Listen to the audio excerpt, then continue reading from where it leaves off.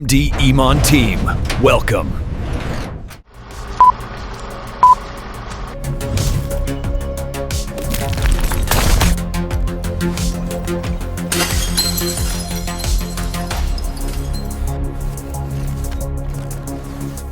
আসসালামু আলাইকুম ওয়া রাহমাতুল্লাহ। আজকে একটি নাশিদ বিশ্লেষণ করে এতে কি কি ভুল আছে সব কিছু তুলে ধরা হবে। এই ভিডিওটি প্রথম থেকে শেষ পর্যন্ত দেখবেন, প্রতিটি অ্যাঙ্গেলস পর্যবেক্ষণ করবেন যাতে বুঝতে পারবেন কেন এই গান বা নাশিদটি শোনা হারাম। সংক্ষিপ্ত সারমর্ম: এই নাশিদটি মূলত মায়ের প্রতি ভালোবাসা প্রকাশের নামে চরম আবেগীয়, অতিরঞ্জন এবং রূপক ব্যবহারের মাধ্যমে তাওহীদি চেতনার পরিপন্থী কিছু দাবি উপস্থাপন করেছে। ইসলামে পিতামাতার সম্মান সর্বোচ্চ হলেও এখানে স্রষ্টার জন্য প্রযোজ্য কিছু গুণবাচক শব্দ সৃষ্টির ওপর আরোপ করা হয়েছে এবং কিয়ামত দিবসের ভয়াবহতাকে অস্বীকার করে এক ধরনের অবাস্তব নির্ভরতা তৈরি করা হয়েছে। প্রথম বিতর্কিত লাইন: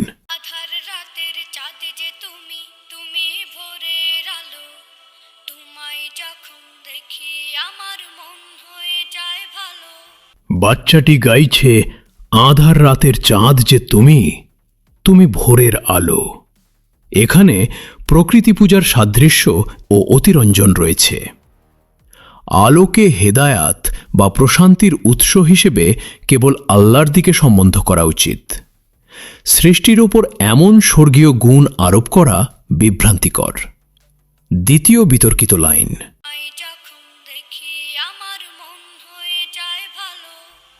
বাচ্চাটি গাইছে, তোমায় যখন দেখি আমার মন হয়ে যায় ভালো।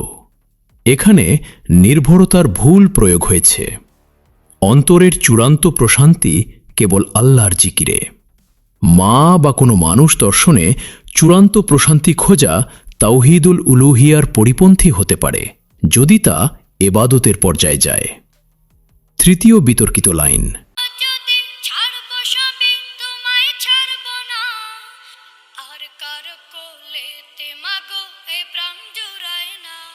বাচ্চাটি গাইছে, বলো যদি ছাড়ব সবই, তোমায় ছাড়ব না। এটি ভুল অগ্রাধিকারের প্রকাশ। আল্লাহ ও তার রাসূলের ভালোবাসার চেয়ে কোনো সৃষ্টিকে উপরে স্থান দেওয়া হারাম। সবকিছু ছেড়ে দেওয়ার সংকল্প কেবল আল্লাহর জন্য হওয়া উচিত। চতুর্থ বিতর্কিত লাইন: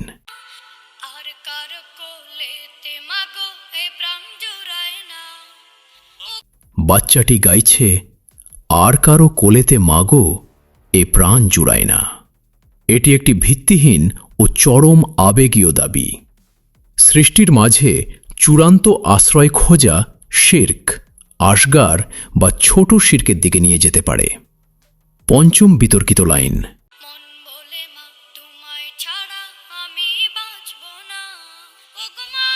বাচ্চাটি গাইছে, মন বলে মা তোমায় ছাড়া আমি বাঁচব না। এখানে গুরুতর আকীদাগত বিচ্যুতি রয়েছে। জীবন ও মরণ কেবল আল্লাহর হাতে। সৃষ্টির অনুপস্থিতিতে বাঁচব না বলা আল্লাহর রুবুবিয় বা লালন পালন ক্ষমতার প্রতি অনাস্থা প্রকাশের শামিল। কোরআন ভিত্তিক প্রমাণ: প্রথম, চরম নির্ভরতা সম্পর্কে। আল্লাহ তাআলা বলেন, বলুন, আমার সালাত, আমার কুরবানি, আমার জীবন ও আমার মরণ বিশ্বজাহানের পালনকর্তা আল্লাহরই জন্যে। সূরা আল আনআম আয়াত ১৬২। দ্বিতীয় প্রমাণ, কিয়ামতের দিনের বাস্তবতা সম্পর্কে। আল্লাহ তাআলা বলেন, সেদিন মানুষ পলায়ন করবে তার ভ্রাতার কাছ থেকে, তার মাতা, তার পিতা, তার পত্নী ও তার সন্তানদের কাছ থেকে। সেদিন তাদের প্রত্যেকেরই এমন এক গুরুতর অবস্থা হবে যা তাকে অন্য সব কিছু থেকে বিমুখ করে দেবে। সূরা আবাসা আয়াত ৩৪ থেকে ৩৭। তৃতীয় প্রমাণ, অন্তরের প্রশান্তি সম্পর্কে। আল্লাহ তাআলা বলেন, জেনে রেখো, আল্লাহর জিকিরেই অন্তরসমূহ প্রশান্ত হয়। সূরা আর রাদ আয়াত ২৮। সহি হাদিস ভিত্তিক প্রমাণ। প্রথম হাদিস, ভালোবাসার মানদণ্ড সম্পর্কে।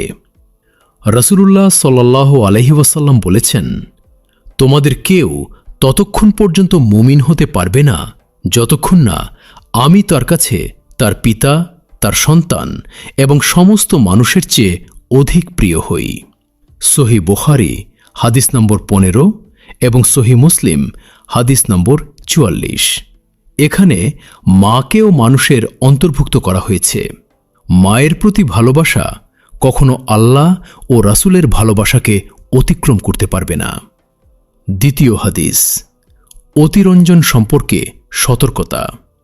রাসূলুল্লাহ সাল্লাল্লাহু আলাইহি ওয়াসাল্লাম বলেছেন, তোমরা ধর্ম নিয়ে অতিরঞ্জন বা সীমালঙ্ঘন করো না, কেননা তোমাদের পূর্ববর্তী জাতিগুলো ধর্ম নিয়ে অতিরঞ্জনের কারণেই ধ্বংস হয়ে গেছে।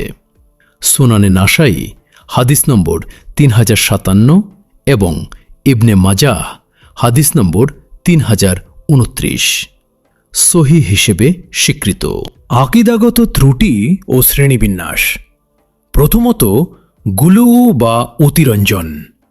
সৃষ্টির প্রতি এমন ভালোবাসা যা স্রষ্টার ভালোবাসার সমতুল্য বা কাছাকাছি। দ্বিতীয়ত, ভিত্তিহীন দাবি। কিয়ামতের দিন কেউ কাউকে বাঁচাতে পারবে না, অথচ গানে এমন এক নির্ভরতা দেখানো হয়েছে যা কোরআন বিরোধী। তৃতীয়ত, তাওহীদের সাথে সাংঘর্ষিক। তোমায় ছাড়া বাঁচব না বলাটা সরাসরি আল্লাহর ওপর নির্ভরতাকে বা তাওয়াক্কুলকে চ্যালেঞ্জ করে। অন্যান্য ধর্মের সাথে তুলনা এই গানের লিরিক্সে মাকে ভোরের আলো বা চাঁদ হিসেবে যে স্বর্গীয় রূপ দেওয়া হয়েছে তা সনাতন বা হিন্দু ধর্মের মাতৃদেবোভব অর্থাৎ মাতাই দেবতা দর্শনের সাথে সাদৃশ্যপূর্ণ।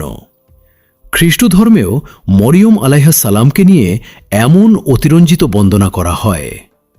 ইসলামে মাকে শ্রদ্ধা করার নির্দেশ থাকলেও তাকে স্বর্গীয় আলো বা বেঁচে থাকার একমাত্র অবলম্বন বানানো কঠোরভাবে নিষিদ্ধ। চূড়ান্ত রায়, এই নাশিদটি বিভ্রান্তিকর ও অতিরঞ্জিত।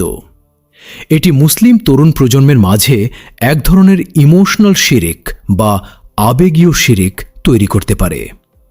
ইসলাম দলিল ও ওহীর ধর্ম। এখানে পিতামাতার খিদমত করার নির্দেশ দেওয়া হয়েছে, কিন্তু তাদের পূজা করা বা তাদের উপর স্বর্গীয় নির্ভরতা তৈরি করার কোনো অবকাশ নেই। কিয়ামতের কঠিন ময়দানে মা তার সন্তানকে চিনবেন না, এটি ধ্রুব সত্য। এই গানে সেই সত্যকে আড়াল করে অবাস্তব আবেগের ব্রেন ওয়াশ করা হয়েছে। সতর্কবার্তা, এই ধরনের গীতি বা নাশিদ শোনা থেকে বিরত থাকা উচিত, যা মানুষের তাওহীদি চেতনাকে দুর্বল করে দেয়। এই সিদ্ধান্ত কেবল কোরআন ও সহি হাদিসের ওপর ভিত্তি করে দেওয়া হয়েছে। সবাই ভালো থাকুন, সুস্থ থাকুন। আল্লাহ হাফেজ। तेरी रहमत का है कोई ना हद ना सरहद, दुनिया में भी रहमत आखिरत में भी रहमत, तूने लिखा अपने ऊपर रहमत या रब।